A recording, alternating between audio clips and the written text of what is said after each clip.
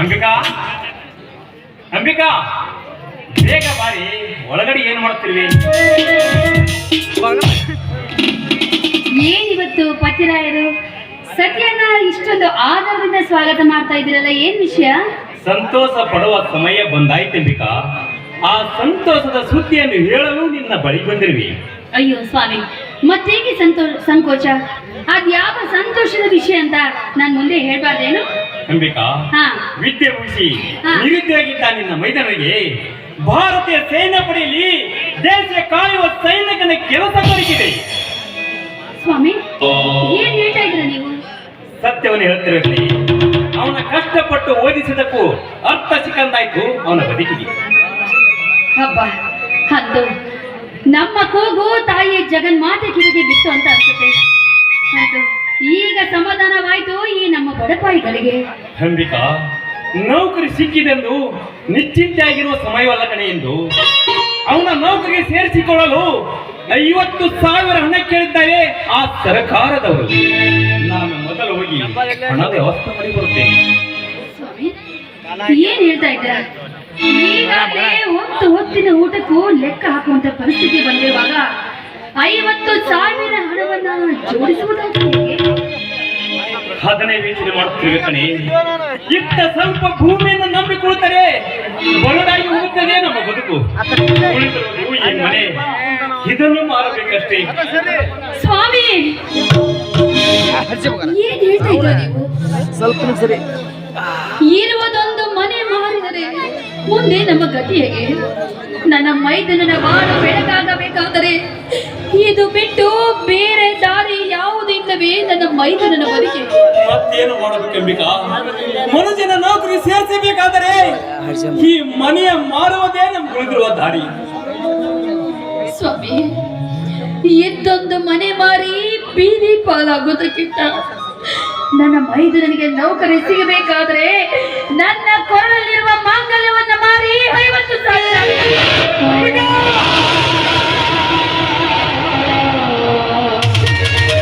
ಏನು ಹೇಳ್ತಿರ್ಬೇಕು? ಕಟ್ಟಿನ ಕೈಯಿಂದಲೇ ಈ ಮಾಂಗಲ್ಯ ಮಾರುವ ಕಟಕನಂದುಕೊಂಡಿದ್ಯಾ ಈ ನಿನ್ನ ಪತಿಯನ್ನು? ಮತ್ತೇನು ಮಾಡಲಿ ಸ್ವಾಮಿ? ಕಷ್ಟಪಟ್ಟು ಓದಿದರೂ ಸಹ ನೌಕರಿ ಸಿಗಲಿಲ್ಲವೆಂದು ನನ್ನ ಮೈದನನ ಮನಸ್ಸಿನಲ್ಲಿ ಕಾಡಬಾರದೆಂದು ಈ ಮಾತನ್ನು ಹೇಳಿದೆ.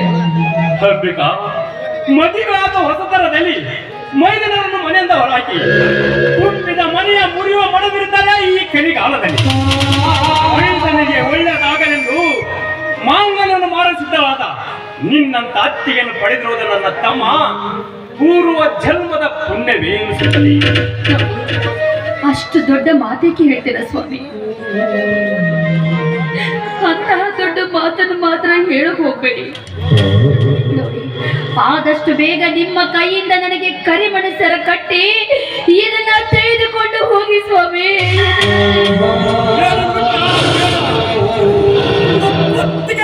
ಮಾಂಗಲ್ಯವನ್ನು ತೆಗೆದು ಹಾಕುವ ಪಾಪನಾಗಿ ಮಾಡಬೇಡ ಈ ನಿಮ್ಮ ಪತಿಯನ್ನು. ಯಾಕೆ ಈ ರೀತಿ ಅಪಶಕುನದ ಮಾತುಗಳನ್ನ ಆಡ್ತಾ ಇದ್ದೀರಾ? ನೋಡಿ, ಈ ಮಾಂಗಲ್ಯ ಹೋದ್ರೆ ಏನಾಯ್ತು? ನನ್ನ ಮೈದನಿಗೆ ನೌಕರಿ ಸಿಕ್ಕರೆ ಮುತ್ತಿನ ಹಾರವನ್ನೇ ನನ್ನ ಕೊರಳಿಗೆ ಹಾಕುತ್ತಾನೆ ನನ್ನ ಮುತ್ತಿನ ಮೈದನ. ನಿನಗೆ ಹೇಗೆ ಹೇಳಲಿಂಬಿಕಾ? ಅಯ್ಯೋ ದೇವ, ನನಗೆ ಹೇಗೆ ಅಂತ ಅಗ್ನಿ ಪರೀಕ್ಷೆ? ನಾನೀಗ ಹೋಗಿ ಜಮೀನ್ದಾರ್ ಜಯಸೂರ್ಯನ ಹತ್ರ ಸಾಲ ಕೇಳಿಕೊಂಡು ಬರುತ್ತೀನಿ. ಸಾಲ ಸಿಗದಿದ್ದರೆ ಅದು ನಿನ್ನ ಆಸೆಯಂತೆ ಆಗಲ್ಲ. ಒಳ್ಳೇದಾಗಲಿ. ಅಲ್ಲಾರ್ದು ಹಿಡಿಯಕ್ಕೆ ಬರ್ಲನ ಬೇಡಿ ಸ್ವಾಮಿ. ಈಗಾಗಲೇ ಇದ್ದ ಸಾಲಕ್ಕೆ ಬಡ್ಡಿ ಕಟ್ಟಲಾಗ್ತಾ ಇಲ್ಲ. ಇನ್ನು ಹೆಚ್ಚು ಸಾಲ ಮಾಡಿದ್ರೆ ಮುಂದೆ ಜೀವನ ನಡೆಯುವುದಾದ್ರೆ ಹೇಗೆ? ಮತ್ತೇನು ಮಾಡೋಕ್ಕಡೆ ಏಕಪಾತ್ರ ಅವನ ನೌಕರಿ ಸೇರಿಸಬೇಕಾದ್ರೆ ಆ ಶ್ರೀಮಂತರ ಹತ್ರ ಸಾಲ ಮಾಡಿ ಜೀವನ ಇರುವವರೆಗೆ ಅವರ ಮನೆಯಲ್ಲಿ ಜೀತ ದಾಳಾಗಿ ದುಡಿದ್ರೆ ಚಿಂತೆಯಲ್ಲ. ಹೋಗಿ ಸಾಲ ಕೇಳಿಕೊಂಡು ಬರುತ್ತೇನೆ. ಆಯ್ತು ಸ್ವಾಮಿ, ನೀವು ಇಷ್ಟೆಲ್ಲ ಹೇಳಿದ ಬಳಿಕ ನಿಮ್ಮ ಈ ಕೆಲಸಕ್ಕೆ ನಾನೆಂದೂ ವಿರೋಧ ಮಾಡಲಾರೆ.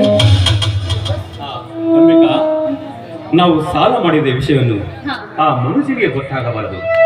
ಮೊದಲೇ ಮುಂಗೋಪಿಸಿ ಹೋಗದವನು ಒಂದು ವೇಳೆ ಅವನಿಗೆ ಏನಾದರೂ ಗೊತ್ತಾದರೆ ಖಂಡಿತ ನೌಕರಿ ಹೋಗಲು ಹೋದಿಲ್ಲ.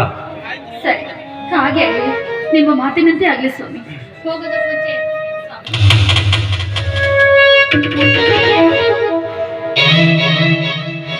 ಅಣ್ಣ, ಇದೇನು ಅತ್ತಿಗೆಯ ಜೊತೆ ಯಾವುದೋ ವಿಚಾರದಲ್ಲಿ ಮಗ್ನರಾಗಿರುವಂತೆ ಕಾಣುತ್ತಿದೆಯಲ್ಲ?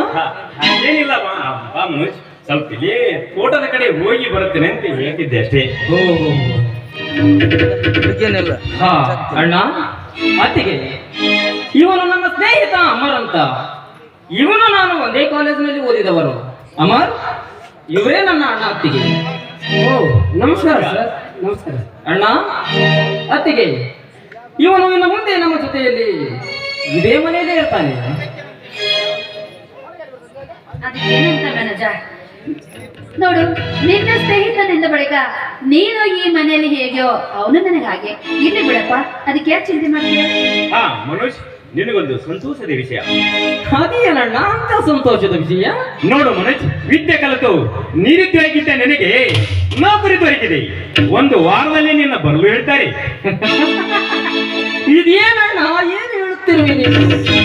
ಇಷ್ಟು ಬೇಗ ನನ್ನ ಬದುಕು ಬದಲಾಗುತ್ತೆ ಎಂದು ಊಹಿಸಿಕೊಂಡಿರಲಿಲ್ಲ. ಹೌದಪ್ಪ, ಕಷ್ಟಪಟ್ಟು ಓದಿದ ಈ ನಿನ್ನ ವಿದ್ಯಾಭ್ಯಾಸಕ್ಕೆ ತಕ್ಕ ಪ್ರತಿಫಲ ಸಿಕ್ಕಿದೆ. ಈಗಲಾದರೂ ನಿನ್ನ ಜೀವನ ಪಾನವಾಯ್ತಲ್ಲ, ನನಗೆ ಅಷ್ಟೇ ಸಾಕು. ಹಾ ಅಮ್ಮ, ಮಾತು ಮಾತಿಗೆ ಅನಾಥನಂದು ಹೇಳ್ತಿದ್ದೀಯಲ್ಲ. ನೋಡು, ನಿನ್ನ ಕಾರಣವೋ ಏನು, ನೀನು ಈ ಮನೆಗೆ ಬಂದ ಕ್ಷಣ ಬಂಗಾರವಾಯಿತು ನಮ್ಮೆಲ್ಲರ ಬಾಳು. ಏನು ಹೇಳ್ತೀವಿ ಅಂದರೆ ಅಮರ್ ಒಬ್ಬ ಅನಾಥನೇ? ಹೌದು ಸರ್.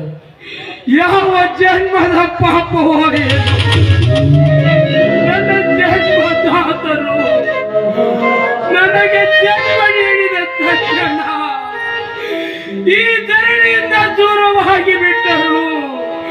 ಆ ನನ್ನ ಜನ್ಮದಾತರು ಇನ್ನು ಈ ಪಾಪಿಯ ಪಾಲಿಗೆ ಎತ್ತಪ್ಪ ತಂಗಿಯನ್ನ ಕೊಂದು ಹಾಕಿ ಬಿಟ್ಟರು.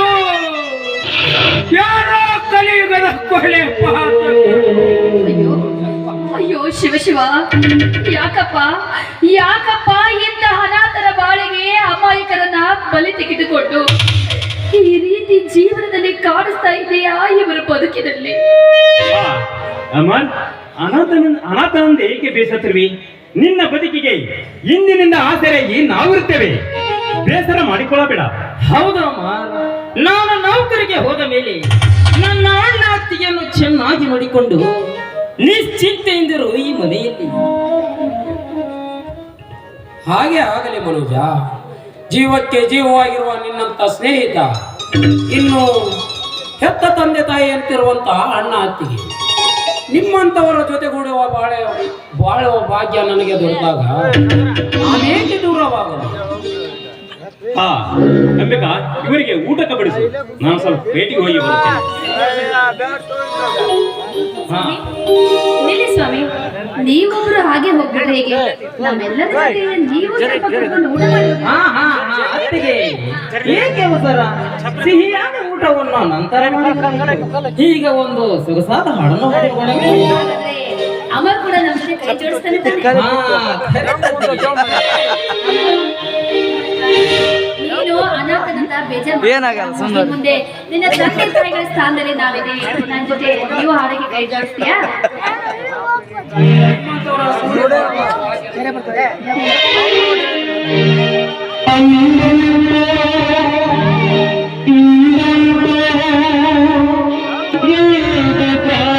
ದೇವರನು ಹುಡುಕುವುದುಗೆ